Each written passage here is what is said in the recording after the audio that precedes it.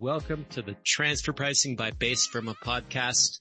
I'm your host, Chad Martin, and I'm so excited to introduce our newest series of the podcast, which is called Meet the Team.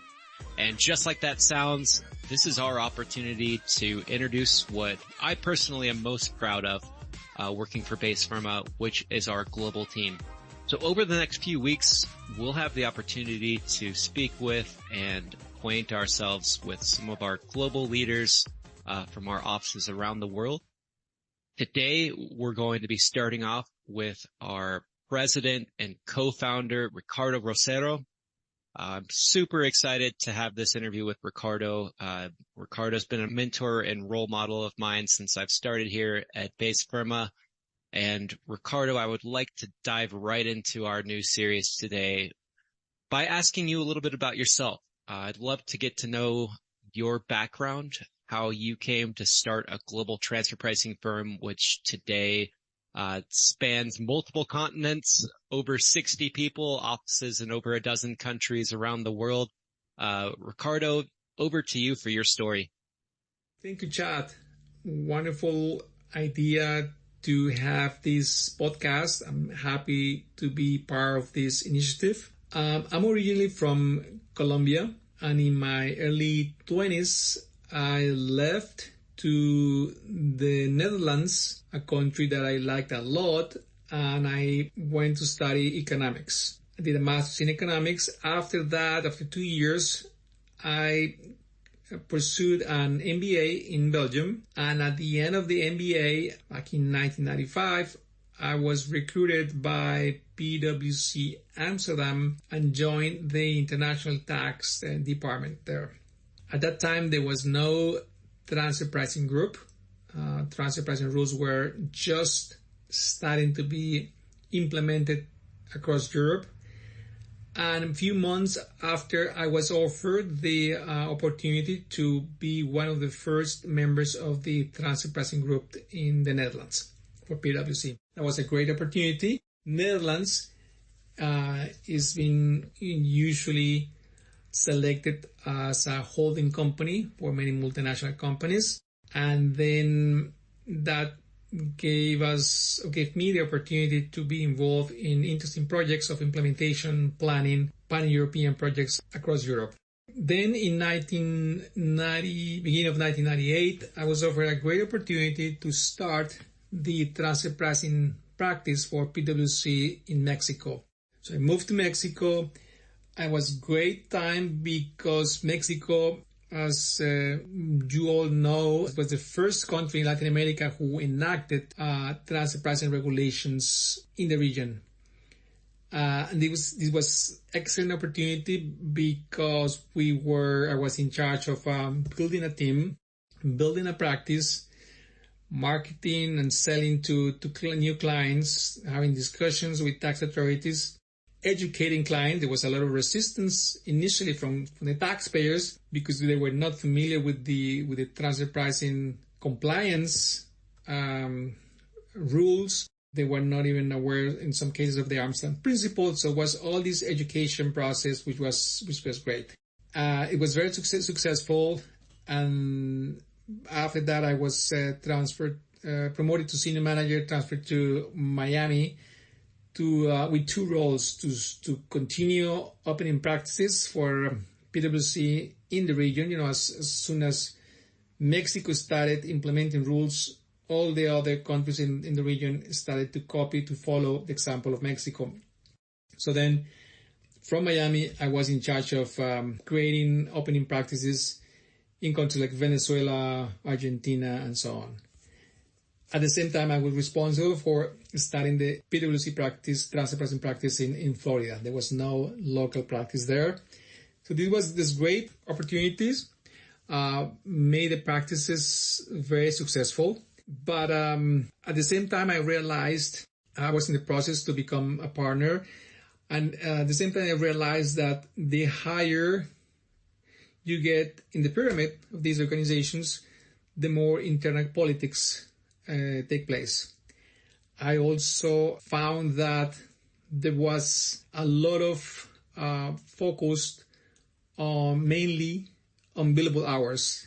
And that had a toll on the work-life balance, not only for me, but as well for my team, for my employees. And I always had an issue with that.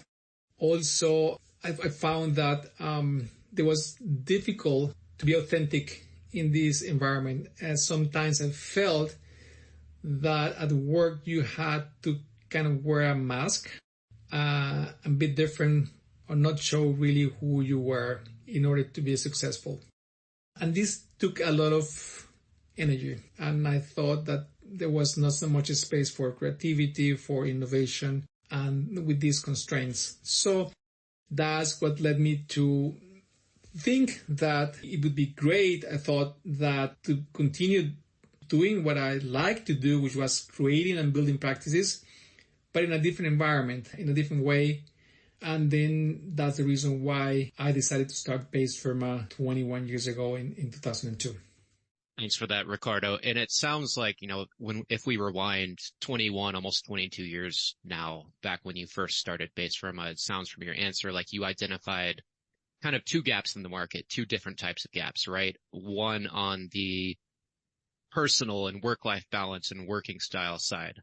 The other in the professional side. Can you walk us through a little bit about what types of gaps in professional services, in your prior career in transfer pricing and other types of consulting that you had seen or been a part of?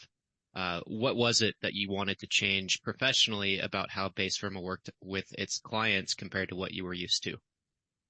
Thank you, Chad. I'm going to give a little bit of a history of how we came to be what we are right now and how we managed to be different from the gaps that I perceive in the market, and that led me to start with BaseFirma. I would say that I would divide the history of BaseFirma in three stages. I think for the first 10 years, when we started 21 years ago, back in 2002, we focused on expanding ourselves in Latin America. Pretty much for the first, we started in Miami. We're also an office in Amsterdam in the Netherlands. But for the first 10 years, we expanded and focused our effort in expanding in Latin America. So we started in Mexico immediately, pretty much hiring personnel, finding clients, having the practice run. One was successful in a year. We jumped to Venezuela. At that time, it was still possible to do business in Venezuela. We looked for personnel, looked for clients, had the practice running, and we jumped to Colombia to do pretty much the same. After Colombia, we continued with Peru, then Argentina, Chile, and Brazil. So for the first 10 years, our mission was to be recognized as the best firm in Latin America. One of the gaps that I noticed before was that there was not really a coordinated service provided to Latin America. The Big Four were active, but they were operating with their umbrella of alliances, but they were not able to guarantee the same level of quality in different countries. So during the first 10 years, we really built an infrastructure where we had operating entities in Latin America and became the top transfer pricing provider in Latin America.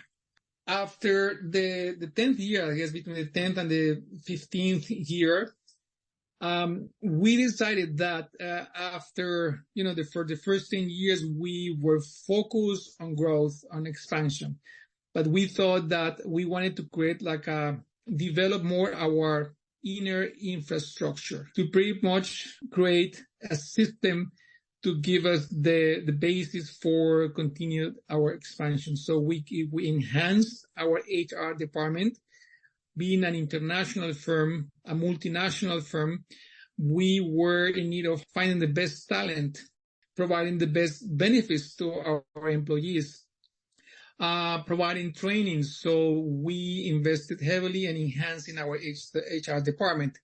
We enhanced our finance treasury department to make sure that all our offices had access to cash. We created a cash pool just to monitor financial activity in different countries. We created an operating department because one of the gaps, as I mentioned before, was that we wanted to be the best coordinators in the region. So the operating department helped us to devise a structure where we were recognized and have our clients happy by the work we coordinated with headquarters that were performing in the region. We also created our commercial and branding department where we created strategies for penetrating the market. And we created an innovation or enhanced our innovation department where we invested in developing and research of new products, develop internal tools and models. Right now, we're working on enhancing our AI platform for our software tools. So that was like an interesting phase of building our infrastructure. And the most recent 6 years, we've been using the experience and the success, building on the success of Latin America, and using all that experience in developing our North American practices. In the last 6 years, we have right now offices in the US, in Miami, in Asheville, New York, Houston, Denver, Atlanta. So we want to become the best service provider, the best alternative for transfer pricing services in North America. Also, finally, we wanted in the last years, we've been really focused on building a set of international alliances in the best independent transfer pricing firms in Europe and in Asia Pacific in order to provide our clients with the best global coverage. Thank you, Ricardo. I have a follow-up question to that. I think that's a great segue to the present day, right? So BaseFirma in 2023, we find ourselves in an extremely competitive transfer pricing services market, right? There are a lot of different providers, vertically, horizontally. There are law firms, there are big four firms, there are boutique transfer pricing firms. What is it about BaseFirma? You know, if you're selling BaseFirma to a new prospective client, right? And they have all of these options out there. They have, countless different structures they could set up, either in-house transfer pricing capacity, other service providers. What do you think it is about BaseFirma that really sells itself to clients looking for transfer pricing services? And on the flip side of that, what are you most proud of for your firm today? Yeah. Thank you, Chad. That's a great question. I would start by saying that I'm very proud, and I think one thing that makes BaseFirma different from our competitors is that we are still, after 21 years, independent. I've seen in my career more than 30 years of transfer pricing experience, firms that started like ours, independent firms that after 5, 6, 10 years were sold and acquired by a bigger firm. And they lost their essence, they lost their spirit, and they lost, in a way, the space for creativity. So I think the fact that after 21 years, we have managed to do it with our own means and resources and still managed to be independent, we have able to preserve those values, the culture in our firm, the work and life balance that we have in our firm. That's unique, and that's thanks greatly due to being independent. Also, one thing that makes me very proud, and I think it makes us very different from our competitors, is the high level of commitment and engagement from all our employees. We have in our company a system where after some years, our employees become co-owners of the company. So in a way, we operate almost as a co-op. And that gives a sense of ownership to all our employees. And you see that level of commitment and engagement when I hear year after year how happy our clients are with the service provided by all our employees. You hear from the local offices, you hear from headquarters how happy clients are at the end of the projects with working with BaseFirma's employees. That's that level of, thanks to the level of commitment and engagement. And I think one important and one thing that I'm very proud of and an important, I guess, big differentiator from the market is, and we work hard on establishing a culture of transparency and being open to input and feedback. Because as I said before, as the leaders of, as management team, as the leaders of the organization, I think our role is to put together a great talent of minds, personnel, but we have to be open to input because we don't have all the answers. And that's the only way to grow. Love that answer. In a similar vein, another question I have for you. So BaseFirma started off 21 plus years ago with just a handful of employees, and we're over 60 people now, Ricardo. That means you've hired a lot of folks over the past 21 years. What types of values, what specific values do you look for in the people that you bring onto your team, and how do you see that reflected in the services that we provide? I think one of the things that I look for, but also I want to implement an important value that I wanted to implement in BaseFirma, and that I mentioned before, is work-life balance. People that work for BaseFirma are not expected to give up their personal life. To tell you, to be successful in our company, people are not required, as happens in most of the industry, to give up their personal life. I consider myself a good example of that. My family is very important for me, but my work is also very important for me. And I have managed to have them coexist successfully. And I encourage that from the rest of our team. So that's an important, when I hire people, and the value that I want them to know that we have here is that, hey, we need to have and we need to preserve that important work-life balance. And number two, I think another important value in our company is social responsibility, social awareness. In my case, Chad, I come from a developing country. I'm from Colombia, a country full of challenges and problems. And I consider that is a moral responsibility from my side just to give back somehow to the country where I'm coming from, give back to our communities. So we encourage, and we have a program in place in our organization where, as part of during working hours, we have set up volunteering programs where we're expected to volunteer for a minimum number of hours per year to a social cause. So I think those are, I guess, the important values that I consider for our company. Right. I appreciate that, Ricardo. And I think I can vouch for that as one of the team members, right? Both of those values, most specifically the work-life balance portion. We've got folks on our team who are competitive athletes, competitive runners, right? You yourself are a passionate biker and runner, right? We've got folks who have interest in music. I think one of the things that makes this team very unique is that everyone has multiple identities that they can both bring to work, but also keep outside of the workplace, right? And from what I've seen is that reflects in the quality of our service, right? Our clients and our partners are able to see us as, not just transfer pricing machines or robots, right? Who come in, provide transfer pricing solutions, don't care about anything else, right? We're able to relate to a lot of our clients. I consider some of my clients friends. I know you same. You have long relationships with them. So I think it's a great union of the personal and the business.